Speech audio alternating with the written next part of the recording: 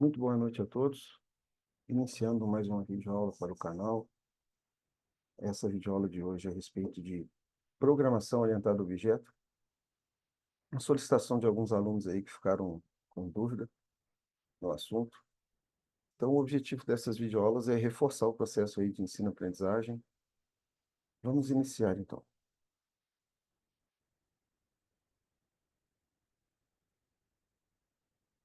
Compartilhando com vocês aqui, então, nossa apresentação. O assunto de hoje, programação orientada a objetos. A programação orientada a objetos, pessoal, ela vem a ser um paradigma, tá? Um paradigma de programação. Vocês até no primeiro ano aí, até nas últimas aulas, a gente tem trabalhado com a programação estruturada, tá? A programação estruturada, ela é um paradigma um pouco mais antigo da programação, que ela separa os dados das funções, tá? E a partir de hoje, a gente vai conhecer um novo paradigma de programação, que é chamado orientado a objetos. E ao invés de separar os dados, que é uma coisa não natural, né? As características das funcionalidades dos objetos, quando a gente for abstrair esse objeto para o ambiente computacional, a gente vai procurar enxergar os objetos de forma integrada, tá? Os objetos como eles são, mantendo as suas características, que são os seus dados e as suas funcionalidades. Muitos de vocês podem ter tido dificuldade na disciplina de algoritmo, né, ou nas disciplinas iniciais de programação, devido ao paradigma estruturado, tá? Alguns alunos têm facilidade, mas muitos têm dificuldade. Apesar de na orientação objeto, a gente, para criar as funções, precisar do raciocínio estruturado, a forma de modelar o sistema muda. Então, fica um pouco mais simples de enxergar, um pouco mais natural a abstração dos objetos para a gente poder implementar eles no ambiente computadorizado, tá? A gente passa a integrar o objeto como eles são, sem separar dados e funcionalidades. Isso é uma característica boa. Existem várias outras características que a gente vai aproveitar aí da orientação do objeto, né? A gente pode aproveitar melhor o código, a gente pode evoluir o código. Então, é uma programação mais moderna, né? É uma programação mais atualizada, né? Por exemplo, só para dar um exemplo para vocês, toda a interface gráfica do ambiente gráfico aí, né, baseado em janelas, em menus, em botões, até o ambiente web todo também, que é um ambiente também gráfico, ele é baseado em orientação a objeto. Todos esses objetos foram programados de uma vez e você pode construir quantos objetos você quiser aproveitando esse código. Então, é um tipo de programação mais contemporânea, onde se aproveita melhor o código, né? E vamos lá, então. Vamos para a continuidade. A primeira coisa que a gente tem que enxergar é um objeto conforme ele é, tá? A gente pode pegar qualquer objeto, tá? Esses objetos da realidade, vamos imaginar, por exemplo, a gente pode pegar uma caneta, tá? Vamos pegar uma caneta. Uma caneta, ela é um objeto físico. Se eu quiser abstrair essa caneta para o ambiente computacional, na programação estruturada, eu separaria as variáveis, que são as características, das funcionalidades da caneta.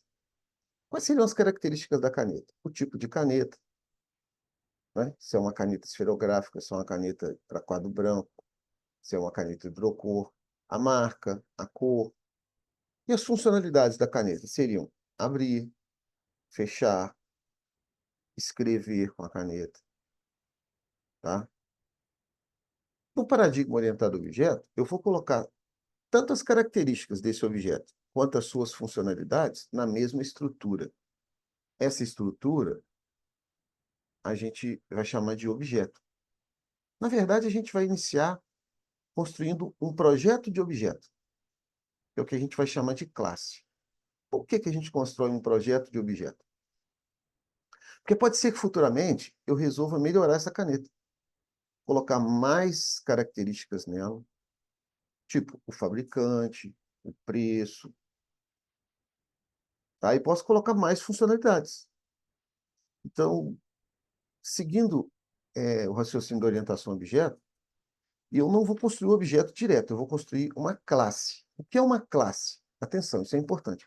Uma classe é um projeto de objeto, tá? É como se fosse uma preparação para que eu possa, com esse projeto, construir quantos objetos eu quiser.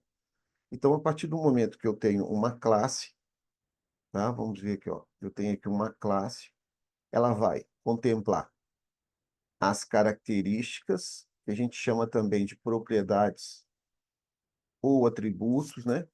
Ou dados. A classe, então, ela vai ter as características que determinam esse objeto, bem como a programação das suas funcionalidades. Então, a gente vai chamar as características de propriedades ou atributos, e as funcionalidades a gente vai chamar de métodos. São sinônimos, tá vendo? Atributo, propriedade, característica. Métodos é um sinônimo de função. Então, isso tudo vai estar na mesma estrutura. Baseado nessa estrutura que eu vou construir de forma teórica, seria um projeto de objeto, eu posso, nela, construir quantos objetos eu quiser. E em cada objeto que eu construir, todos os atributos, assim como os métodos definidos na classe, vão estar disponíveis. Então, eu posso criar um projeto de uma caneta, uma classe caneta, e baseado na classe caneta, construir a caneta esferográfica, a caneta hidrocor, a caneta de quadro branco, a caneta 1, a 2, a 3, a 4, a 5. E em toda caneta que eu construir vai estar disponível tanto os atributos que eu defini na classe, quanto os métodos. Tá? Esse aí é o raciocínio. Vamos para mais um exemplo. Continuando. Vamos pensar em um outro objeto, numa lâmpada. Tá? A gente tem vários modelos de lâmpada, né? Mas quais seriam as características de uma lâmpada? Eu aqui coloquei a representação de uma lâmpada acesa, 3 tipos de lâmpada, né?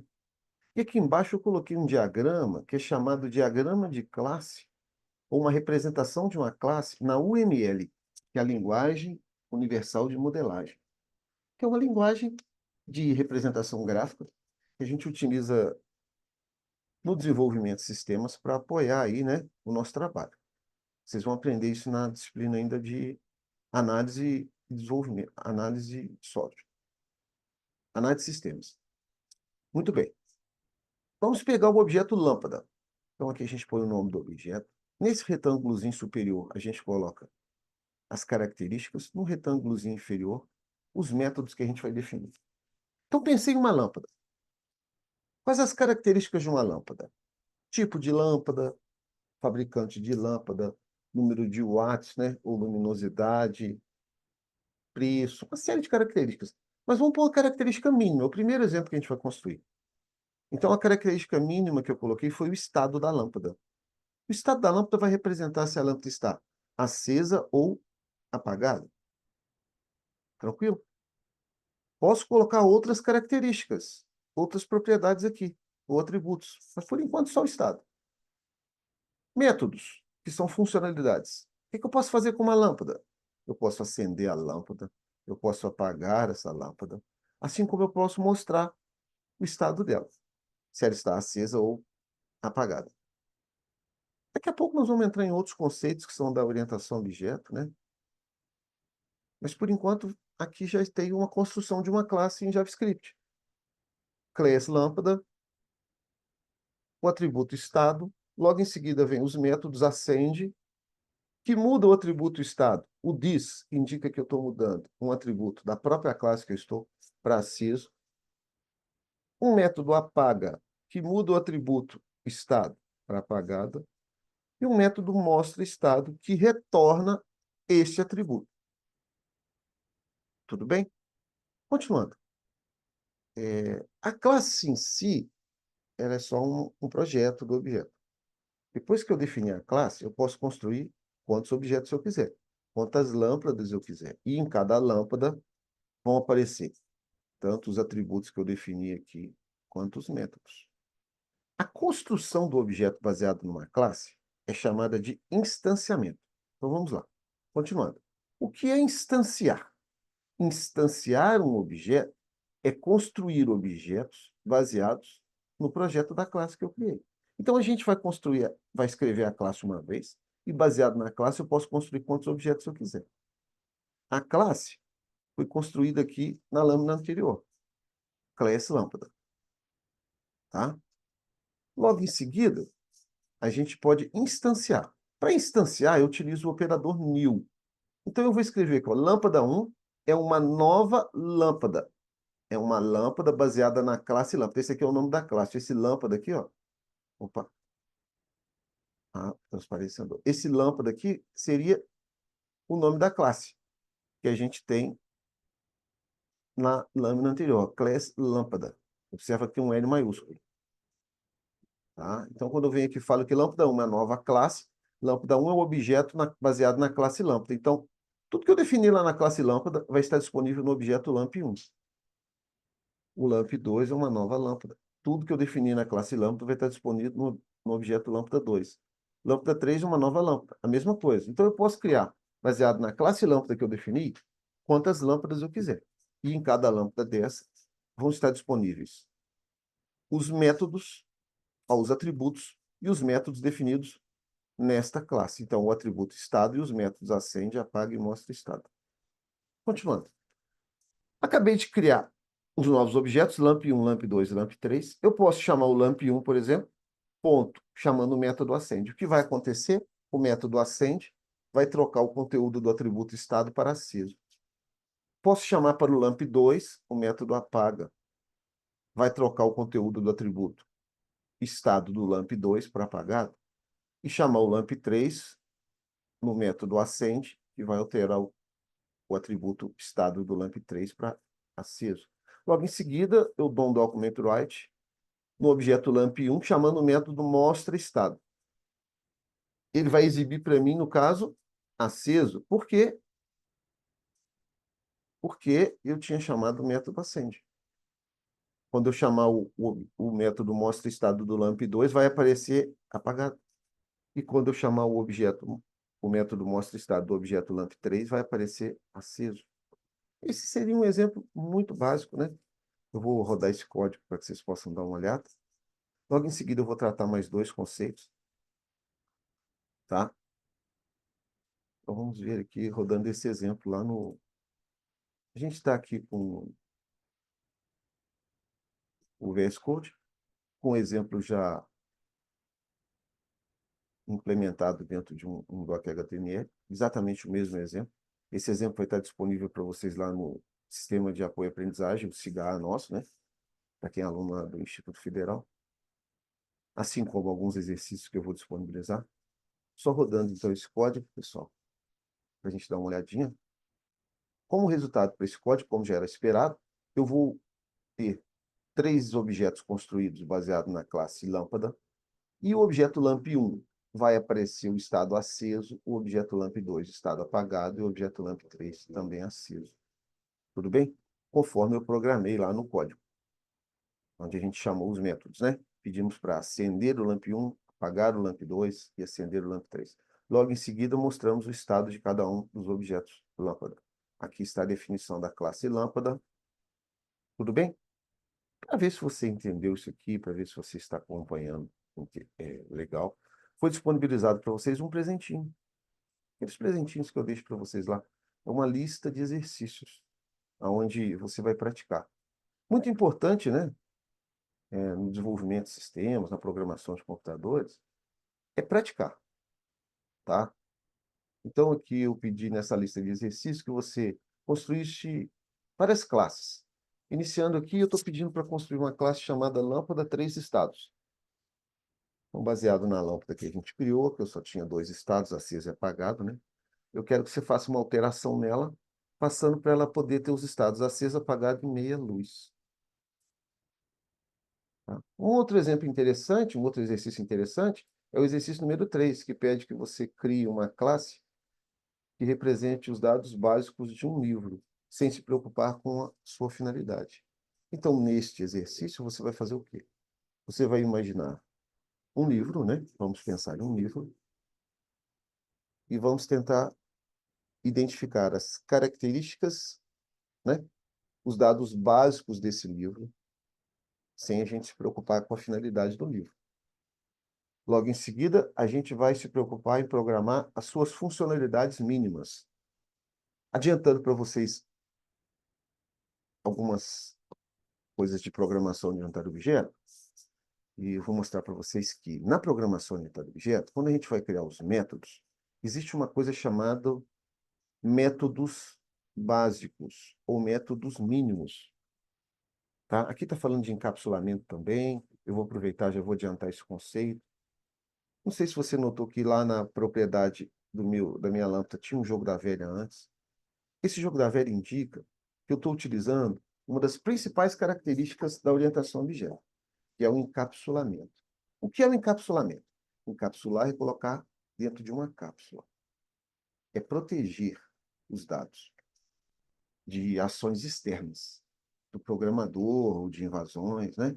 Então, sempre que eu criar as minhas classes, eu vou procurar encapsular os dados, colocar esse jogo da velha antes do nome dos atributos, para providenciar o encapsulamento. Quando você for construir suas classes, e você não souber que métodos disponibilizar, tipo quando você for modelar um livro, né? Você vai pegar os atributos, que são as características, e depois você quer as funcionalidades. O que você pode fazer com um livro? Você pode abrir, né? Fechar, ler o livro. Mas aqui na ciência da computação, a gente, quando não souber quais métodos programar, você vai programar dois métodos mínimos que vão atender ao conceito de encapsulamento. Então, a gente tem dois métodos que vêm do inglês, um é chamado de set, outro é chamado de get. Lá na classe lâmpada, eu programei esses métodos. O método set, ele é responsável por atribuir valor à propriedade. Se eu protejo aquela propriedade, aquele atributo de uma ação, uma atribuição direta de valor, eu tenho que ter um método que atribui valor para ele. Então, esse método é o chamado set. E o método que busca o valor das propriedades é chamado get. Isso é tudo para que o programador não consiga fazer um acesso direto aos dados. A gente providencia o encapsulamento, uma das grandes vantagens aí da orientação a objeto. Então, quando você for fazer sua classe livro lá, você vai pegar seus dados básicos que representam o livro, seus atributos mínimos, né? Vou dar até uma dica, né? Que caracteriza no mínimo um livro? Bem, título, autor e editora. O mínimo. E que método mínimo que você vai colocar lá no livro? Você teria que ter um inicializa livro ou um set livro que atribui valor a essas propriedades que eu acabei de citar. E um mostra dados ou mostra livro, que seria o método get, que vai buscar o valor dessas propriedades para o programador ou para o usuário. Tudo bem? Nas próximas aulas, eu vou fazer outros exemplos. A correção desse código do livro vai estar disponível no sistema, tá? E por hoje seria isso, tá? A gente vai dar continuidade nas próximas aulas. Só mostrando aqui, então, mais uma vez, a classe lâmpada, onde eu tenho a propriedade estado, que é uma única propriedade, e os métodos acende e apaga seriam métodos que atribuem valor a essa propriedade. Você observa que a minha propriedade está encapsulada, tem um joguinho da velha antes, ela está protegida de acesso direto. O método acende altera o conteúdo da propriedade, o apaga também altera o conteúdo. Então, neste caso, quem é o set, quem é o get? Métodos acende e apaga são os métodos set da lâmpada. Eles atribuem valor à propriedade. E o método mostra estado da lâmpada é o método get, que é o que busca o valor da propriedade. Espero que vocês tenham entendido. Quaisquer dúvidas, vocês podem deixar aí nos comentários ou me mandar um e-mail. Um grande abraço para vocês e até a próxima.